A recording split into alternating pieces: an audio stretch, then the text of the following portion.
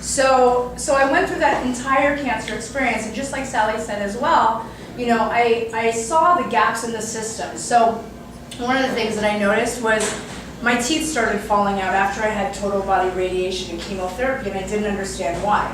So I have no molars. All my molars broke and fell out of my mouth. And when I went to that health expo you were mentioning, I talked to a dentist there that said I could have prevented it with fluoride trays. So the fact that that connection had never been made to me, the fact that I had seen the oncologists, the radiation oncologists, the nurses, the social workers, the dentist before I had my total body radiation, and nobody told me that I could have prevented it with $200 fluoride trays was, I don't know, insane. It was crazy.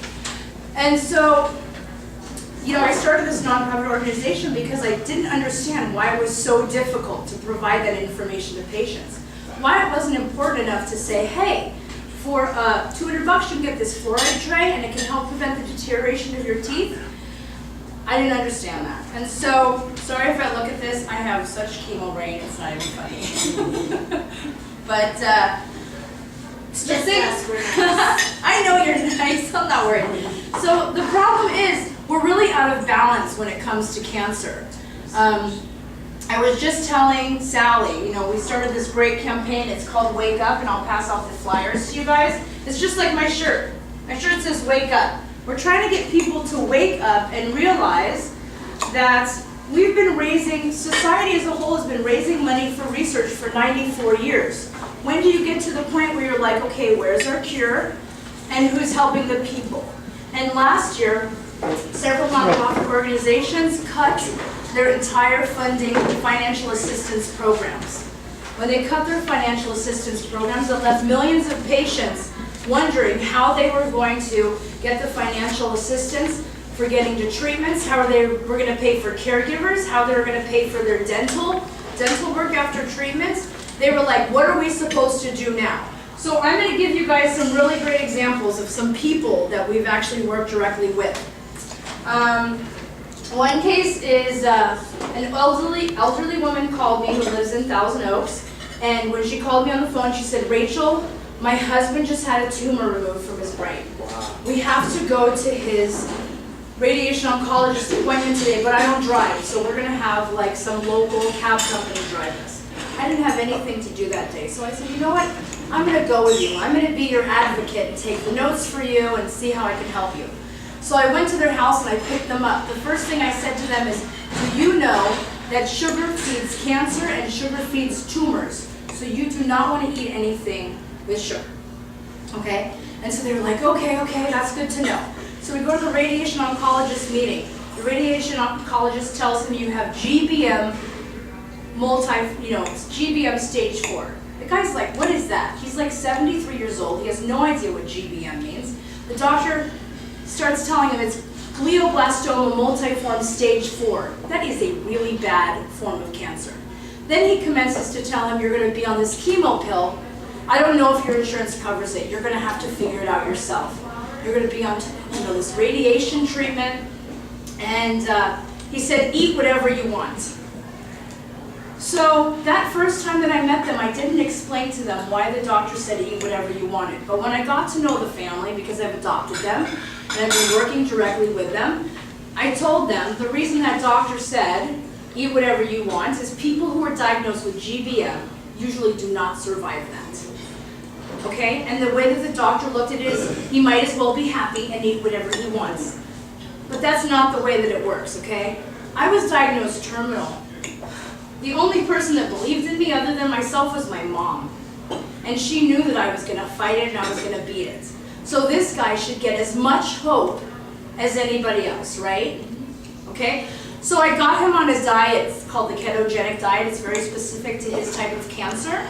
I worked with a health nutritionist, cancer nutritionist, to find out what I was supposed to put him on. And I also found out the University of Philadelphia was doing a clinical trial for that diet, okay? So we got this guy on the diet. We've been working with him for 5 months. He's had chemotherapy, he's had radiation, no side effects. Wow. Nothing, no nausea, no vomiting. He's tired a little bit, but but nothing that bad. So that is a case of a way that we have helped someone. Nobody would help them. They didn't know what else to do, okay? So that's one person. Another person is this woman. I'm going to pass these around to show you guys. These are butterfly pendants that I made. There's a woman that contacted me that lives in, he was already spying at them earlier. There's a woman that lives in, sorry, I have so many states I work with, Tennessee. And she contacted me and she said, I've contacted all the health organizations. I don't have a diagnosis of cancer, but I have a mass in my lung. And I have enlarged lymph nodes, which is a big indicator of cancer. And she said, I need to get it biopsied, but the insurance woman told me that I've fallen through the cracks because I can't afford to pay for the insurance. And if I can't pay for the insurance, then how am I going to have the money to pay for the $700 biopsy when I only make $800 a month? So when she contacted me, that's a really unique case because she doesn't have cancer yet. So she can't even contact a cancer organization to help her. But because she had that indicator, you know, of the enlarged lymph nodes, and because she was referred to us by her cousin who met me at a cancer conference last year, I said, you know what, I've got to help her because he said, this is the woman you have to talk to. So I have been on the phone with Vanderbilt Hospital. I have been talking to the nurse coordinator there. I've been trying to connect them to her, and they are currently working on trying to find a way to help this woman. No one else would have done that, okay? And this is, like I'm saying, this is the kind of stuff that we're doing. Another case I can tell you about, and you're probably like, oh my gosh, she's like helping people in Tennessee, and she's helping people all over the place. Because the things that we offer through UCAAN, we offer gas cards to get to treatment, and fluoride trace to help prevent the deterioration of your teeth. That's local. That's in the Ventura County, Santa Barbara County, and LA County area. We have over 30 patients on that gas assistance program. Last year, we gave over $9,000 worth of gas cards to patients, which is awesome. So we do that in the Tri-County area. Then we do the personal fundraising program, which are those little pendants that I sent around the room. That's where we connect the patients with a way to fundraise for themselves. You have to empower someone. When you're diagnosed with cancer and you keep getting this, no, there's no help for you. No, I'm sorry, there's no one that can do anything to help you at all. There's no organization out there. You should never be told, no, there's no help, there's no assistance. There should always be some way to help that person. I'm making sense, right? Yes. Okay, so here, I'll pass these out so you guys have them. This talks more about us. There's more information on the reverse side on how we help people directly. So that's that personal fundraising program. That's amazing. And then we make pendants just like those, custom to the person, that we send them a whole pack, 50 or 75 of them, and we send it to them, and then they can do their personal fundraising page and they can sell them to raise the money for whatever need they might have. Okay, so that's awesome, right? Yes. Okay, let's get some engagement. That's awesome, right? Yes. Thank you. Okay, so one of my favorite stories was a woman who contacted me who lived in Nebraska. And she said, I have called every single large organization I have been referred to, and I have been told that there are no organizations for me to contact regarding my child with cancer. So we help everybody. We help everybody no matter where they live, no matter what type of cancer they have, no matter what age they are, no matter what stage they're at. We try to find some way to help those people. And she said, what am I supposed to do? I need to pay my bills. I have no idea who I'm going to call. I'm being told there's no organizations that exist. The most important thing you should know about UCAAN is we have it's a customized resource database, a database of over 1,800 nonprofit organizations nationwide that we can connect cancer patients and their families to. Okay? And we're continually adding more and more organizations to that. I don't want to toot my own horn, but it's probably bigger than most of the organizations that are out there because we're connecting with very small nonprofit organizations that are helping cancer patients directly. So when I talked to this woman, she said, I have no idea what I'm going to do. How am I going to find help for a family? I can't afford it. I said, let me look in our database and see how many organizations, okay? I went through 800 of them, and I found 80. 80 nonprofit organizations to refer to that woman. So this is the thing we're trying to show people. Why is there such a gap in the system where it's not important enough to give patients the information that they need when they need it? It shouldn't be this difficult. You should be able to go online and contact an organization and say, okay, who can help me? Where do I find this help? And you should be able to be like, great, let me give you this information, you know? It should be really, really simple and really easy, and it's not. It's hard. Because the patients that are coming to us because they have tried everything. They have tried as much as they can, and they are not finding the help. And they are continually hitting this roadblock, and they're continually being told, no, there's no support for you, and there's no help. But you know what? There's no excuse for that. Because I was there. I understand. You know? I have a herniated disc and degenerative disc disease in my back. I have lymphedema in my legs, which I have to wear compression garments for the rest of my life. I've lost teeth that I can't even afford to fix. I need 12 implants. I can't even get molars. I mean, these are all common things that cancer patients go through and experience, and that information should be common knowledge. I mean, people should be told this kind of stuff. So, what else was I going to tell you about? I know my stories are so positive. No, what it is, we're so amazed. You can't believe it. Right. That we're processing. It's not that we're passive, we're just, oh my God. Because it started with you. Right, I know. And I'm a strong believer that everything happens for a reason, okay? The reason that I got into a car accident. That is the only reason that I found out that I had terminal leukemia. Wow. A car accident. When they gave me my first round of chemo, my body and my lungs went into shock, and they put me into a drug-induced coma. When I woke up from that, right before Christmas, I was violent and crazy.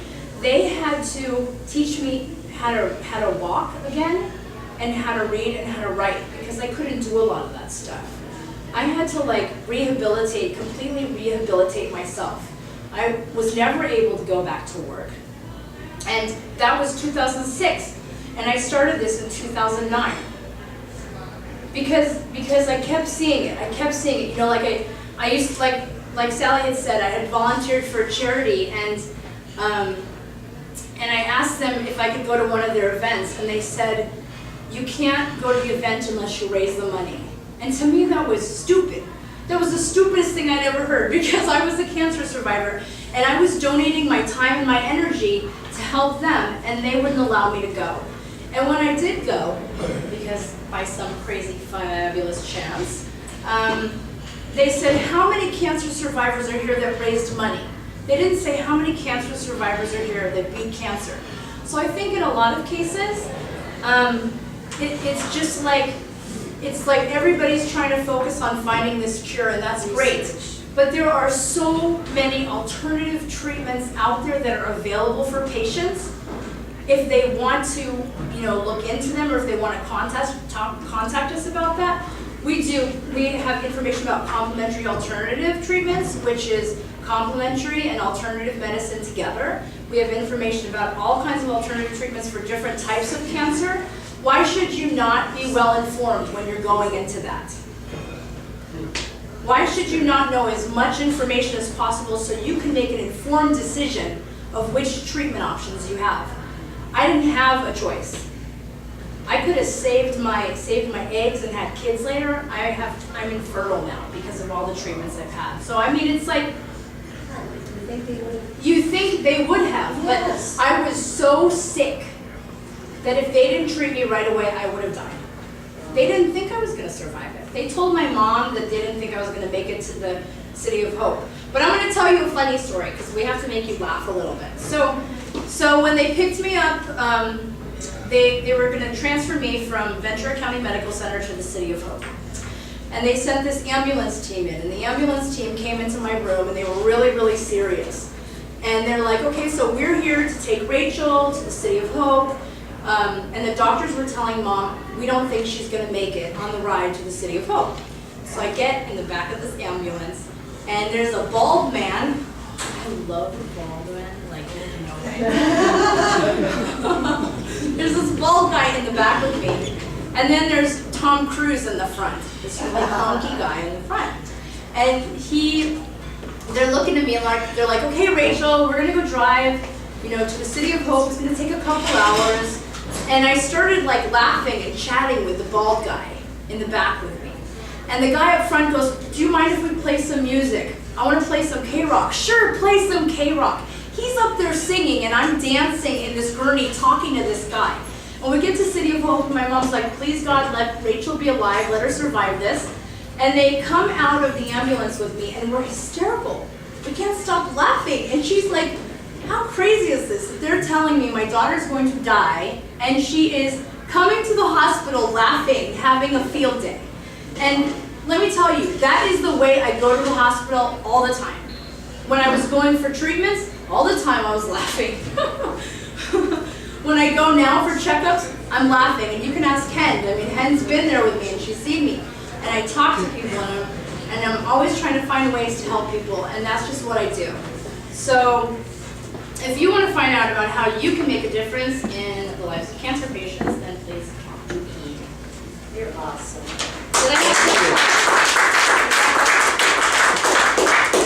Thank you. Make sure to check out the backs of those flyers. Talk about some of the events we're doing this year.